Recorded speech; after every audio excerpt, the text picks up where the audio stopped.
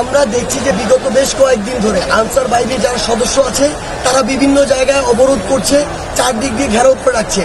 আজকে তারা পুরো সচিবালয় সেই সকাল থেকে শুরু করে আমরা রাত 10টা পর্যন্ত অপেক্ষা করেছি, তারা পুরো ঘেরাও করে রেখেছে। আমরা 16 বছরের ফ্যাসিস্ট সরকার অবসান ঘটিয়েছি, একদিনের জন্য এই সচিবালয় ঘেরাও করিনি। কারণ পুরো রাষ্ট্র কাঠামো সচিবালয় থেকে পরিচালিত হয়।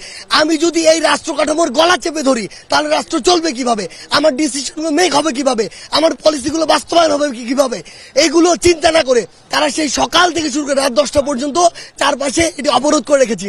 আমরা এসেছি তাদের হয়ে কথা বলতে, আমরা তাদের একাধিক দলকে নিয়ে এসেছি, একবার 7 জনের দলকে নিয়ে এসেছি, একবার 17 জনের দলকে নিয়ে এসেছি, তারা আমাদের সাথেই ছিল। কিন্তু তাদেরকে যখন আমরা বলেছি তাদের অধিকাংশ দাবি মেনে নিয়েছি এবং বলেছি যে এই অভ্যুত্থানের এখনো 20 দিন হয়নি, আপনারা যদি আপনাদের এই দাবিগুলো জানান সমস্যা নেই, এই দাবিগুলো রাষ্ট্রের অবস্থা স্থিতিশীল হওয়ার পরে জানান, অবশ্যই এই দাবি নিয়ে কথা হবে। আপনাদের দাবিগুলো যৌক্তিক যদি হয় আমরা সেগুলো অবশ্যই মেনে নেওয়ার জন্য যা করার আমরা আমাদের পক্ষ থেকে করব। কিন্তু তারা আজকে সকালে এখানে ঘেরাও করেছে, আজকে তাদের সকল দাবি মানতে হবে, হোক যৌক্তিক হোক অযৌক্তিক। তাদের প্রতিনিধি দল যখন আমাদের সাথে একাত্মতা ঘোষণা করেছে ওইখান থেকে কিছু উস্কানিদাতা, আমরা মনে করি তারা ওই পরাজিত শকুন, যেই শকুনরা রাষ্ট্রের স্থিতিশীলতা চায় না, যেই শকুনরা চায় রাষ্ট্র আবার ওই ফ্যাসিস্টদের হাতে যাক, তারা ওইখান থেকে উস্কানি দিয়ে আমরা যারা আমাদের সাথে একাত্মতা ঘোষণা করেছে তারা তাদেরকে বর্জন করেছে এবং বাকি যারা ছিল সকলকে উস্কানি দিয়েছে। আমাদের কাছে মনে হয়েছে এটি একটি বৃহৎ পরিকল্পনার অংশ। তারা এক এক সময় এক একবার বিভিন্ন পরিকল্পনা করেছে, ছাত্র জনতা প্রত্যেকবার রুখে দিয়েছে। আজকে তারা এখানে মাননীয় প্রধান উপদেষ্টা থেকে শুরু করে মাননীয় যত উপদেষ্টা ছিল কিংবা এই সচিবালয়ের পুরো রাষ্ট্র কাঠামোর আমলাতন্ত্রের যতজন কর্মকর্তা কর্মচারী ছিল সবাইকে আটকে রেখেছে।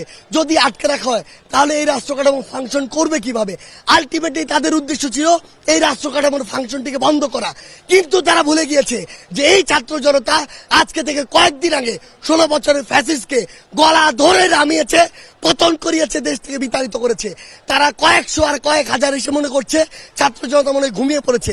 তাদেরকে আমরা স্পষ্ট করে বলে দিতে চাই, আর যদি সচিবালয়ের আশেপাশে এরকম কোন নরপিশাচকে আমরা দেখি যারা রাষ্ট্র কাঠামোকে ব্যাহত করতে চাইবে তাহলে সচিবালয়ের আশেপাশে তাদের কোনো অস্তিত্ব থাকবে না। আমরা স্পষ্ট করে বলে দিতে চাই, আপনাদের যদি কোন দাবি থাকে রাষ্ট্র আগে স্থিতিশীল অবস্থা আসুক, আপনাদের যৌক্তিক দাবি নিয়ে যে লজিক্যাল ওয়েগুলো রয়েছে সেই ওয়েতে আপনারা অ্যাপ্রোচ করুন।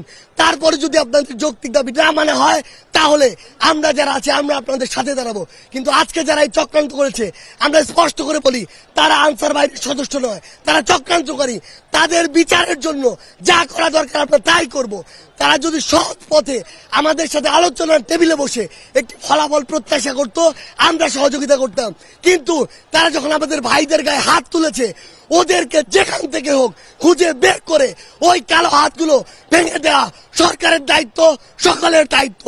আমরা আমাদের জায়গা থেকে স্পষ্ট করে বলি তাদের বিচার না হওয়া পর্যন্ত ছাত্র জনতা তাদের খোঁজে সবসময় সজাগ থাকবে।